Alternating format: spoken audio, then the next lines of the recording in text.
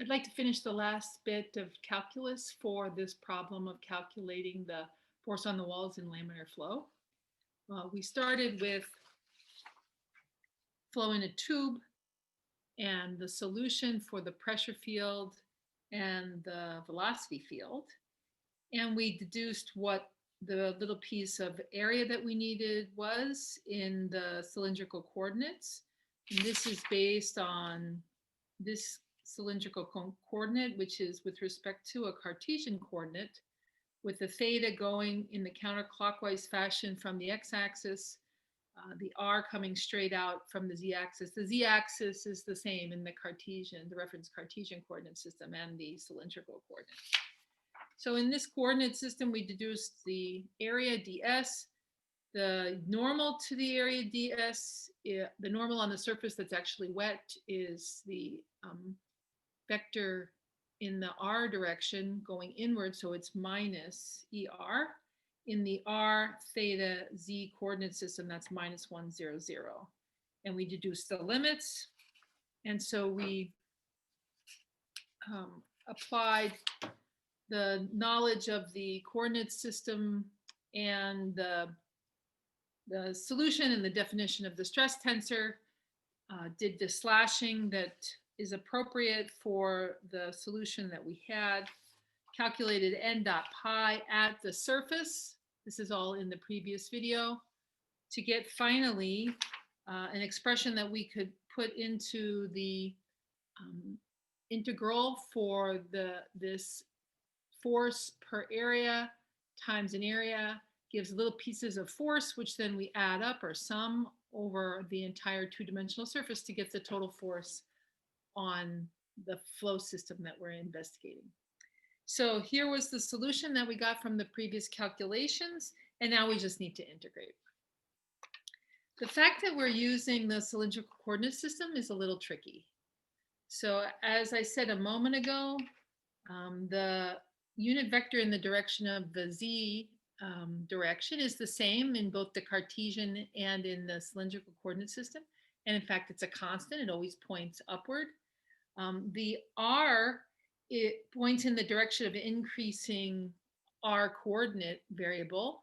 And that vector changes its identity depending on where the point P is that we're considering. If this P were swung around a little bit, then the direction of the ER would be different. And the same with E theta. E theta is tangential to the circle that goes around the z-axis as theta increases. And of course, it varies with position. So the fact that the basis vectors, ER, E theta, and E theta, not EZ, EZ is a constant. The fact that they vary is a little bit worrisome here because we're going to do an integral over d theta, and those basis vectors do in fact vary with theta. So that's what I want to show you today. So let's start with the more straightforward thing. Let's start with the z component of this force. Because the EZ, the basis vector in the z direction, is a constant. So remember, any vector may be written in any coordinate system. And so if we write it in the r theta z coordinate system, there's a fr component, an f theta component, and an fz component. And writing it like this in the vector format is shorthand for fr times the basis vector in the er direction, plus f theta times the basis vector in the theta direction, plus fz times the basis vector in the z direction. So these are three vectors, and in sort of a general way of thinking, this is the sum of three vectors. And so I'm not drawing what I think they actually are, but when we do this head to tail way of adding up vectors, this is the idea behind this expression, FR, ER, F theta, E theta, and FZ, EZ. All add up to give F, a vector with magnitude and direction. So when we look at the integral that we're faced with here, Fz is equal to, this is the z component, and then there's an integral. So let's just write the z component separately. so that we can be organized about this. So the z component of f, right? So we end up with fz ez equals the integral from 0 to L, the integral from 0 to 2 pi, times 2 mu over r times phi naught times r d theta dz. Now we better go back into our notes and figure out what phi naught was. That is delta p times r squared over 4 mu L. So that is something that we defined to make our algebra simpler, and now it's time to resubstitute that back into the equation. So there are r squared on the top, so we can cancel here. There's a mu on the top and a mu on the bottom. These things now are all constants. It's the integral of a bunch of constants, d theta dz. So that's very simple. So let's rewrite this. It's the integral from 0 to L, the integral from 0 to 2 pi times 2 delta p r over 4L, 2 delta p r over 4L, delta p r over 2L, a bunch of constants. That r and then this r. Okay, so there's an r there and there's an r there. These are all a bunch of constants, d theta dz. Just double checking my algebra. Okay, so it's a bunch of constants. They can go out front, and we get the integral from 0 to 2 pi of d theta is equal to theta evaluated from 0 to 2 pi gives us 2 pi. The integral from 0 to L of dz is equal to z evaluated from 0 to L gives us L. So we get 2 pi L times delta p r squared over 2L. So we have L's, we have 2's, we end up with pi r squared delta p for f sub z.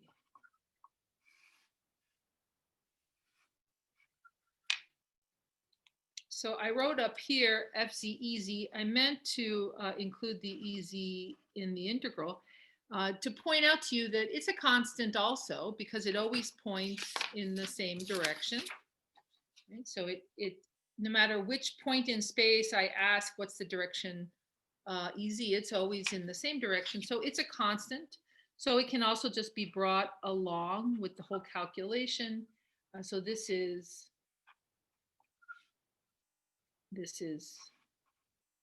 the answer like that.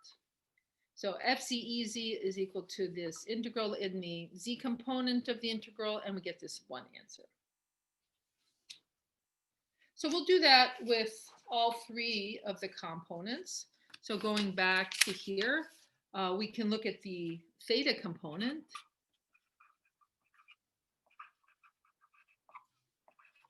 And this one's super easy because it's 0. So f theta e theta is equal to all this integral of 0 d theta dz. No matter what other constants I may have, I can put that one there just to make sure I don't get confused. And there's an e theta here as well. But at the end of the day, we get 0. So f theta e theta is 0. And now the really interesting one, the r component.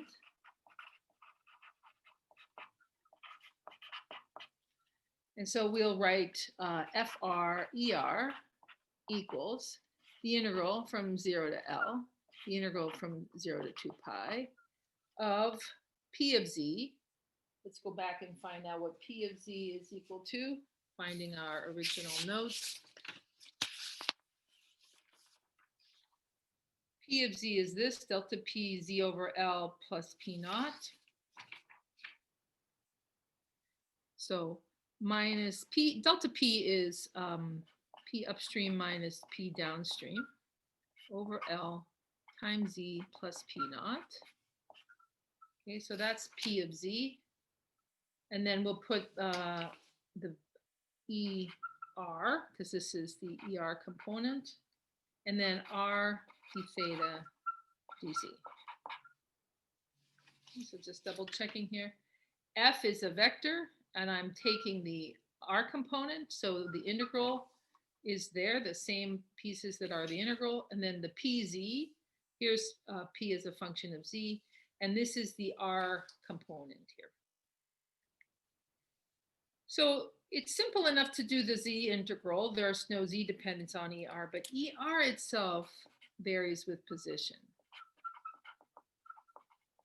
So let me just draw a quick sketch here. If I have the cross section of my tube, so here's a tube, okay? The ER points radially outward from the inlet, and depending on which value of theta I'm at, it points in a different direction. So that means we have to consider the theta dependence. And since we're integrating over theta, the theta dependence is not nothing in this problem. So what is the theta dependence? Well, the solution here is to go to the literature. We could do the algebra, the calculus ourselves, or we could look it up. So it's the simplest thing to look it up. And I put my book at some distance, unfortunately, so let me go grab it. So in the book that I wrote on fluid mechanics, I wrote the expressions here in the inside back cover to relate the cylindrical and spherical coordinates to the Cartesian. So here we have ER. So ER is cosine theta EX plus sine theta EY. This is the expression we're going to use because if we can relate this vector ER to the Cartesian basis vectors, then we can do the integrals because these are constants. EX and EY are in fact constants. So that's how this works. Grabbing another sheet.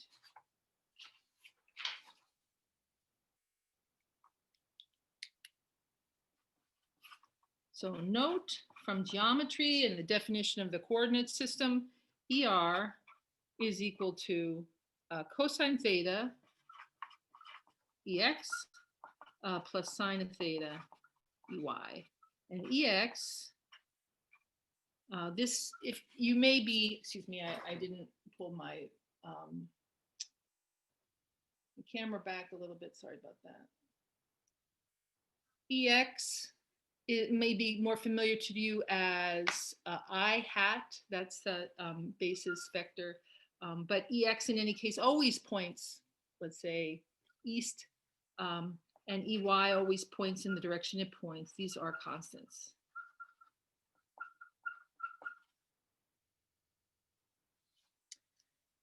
So let's go back to what we wrote on the previous slide, FR ER. Equals the integral from 0 to L, the integral from 0 to 2 pi of PL minus P naught over L times Z plus P naught times E times R. There's an R somewhere. I can put the R anywhere. I'll put the R back here. R, and now ER, which is cosine theta EX plus sine theta EY d theta dz. All right, so as usual, when we do these double integrals, everything that's a function of z impacts the z integral. Everything that's a function, that's not a function of z, is just treated as a constant.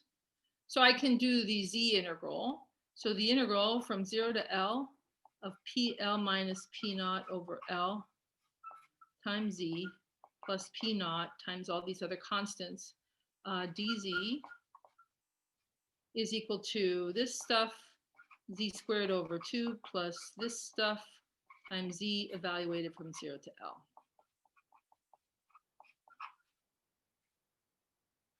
So we plug the L in and we get PL over 2 minus P naught over 2 both of these times L plus P naught times L. So we have PL over 2 with minus P minus 1/2 P naught times L. Excuse me, I put the L inside here, but I've got it on the outside. Okay, so that's correct. So these two cancel and we get just P naught over 2. So we get L P naught plus PL over 2.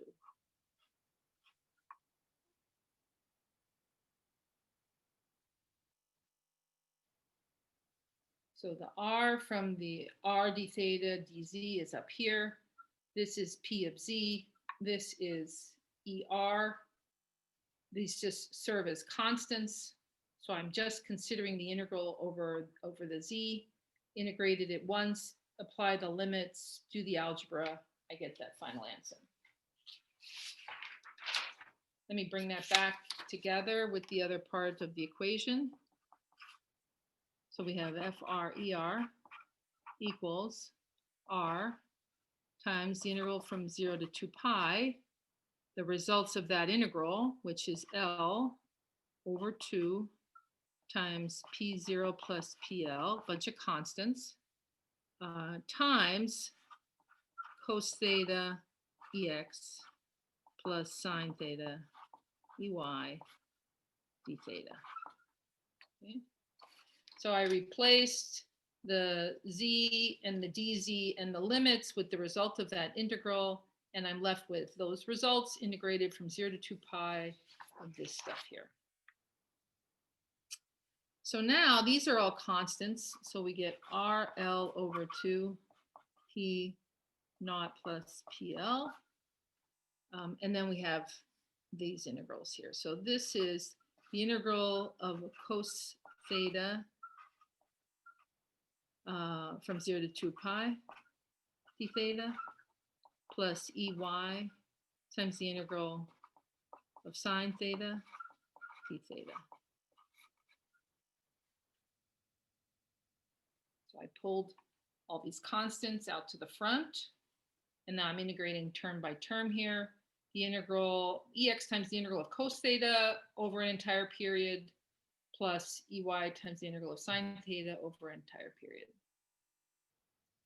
Now, if you think back to your trigonometry class when you first met sine, 2 pi, this is sine theta d theta. And so if we integrate over the whole period, this area is equal to this one, and this integral goes to 0. If we ask the same question or do the same memory exercise on cos theta, it actually looks the same, only starts back here, so it goes like this. And again, the areas cancel. You can do the math, but the integral over the entire limit cancels. So these two terms cancel, and so we end up with FR E theta equals 0. So that was a little laborious, but what all we're saying is that when we have pressures that are equal at every value of theta, and then we integrate around the entire tube, the entire cylinder, they all cancel out. So that's why that turns out the way it does. So let's just finish up by putting the answer onto the final sheet. And so we have F, which is the total force on the walls in laminar flow. FR, F theta, FZ, R theta, Z. We got 0 for FR, 0 for F theta, and delta P pi R squared. Where's that? Delta P pi R squared for FC.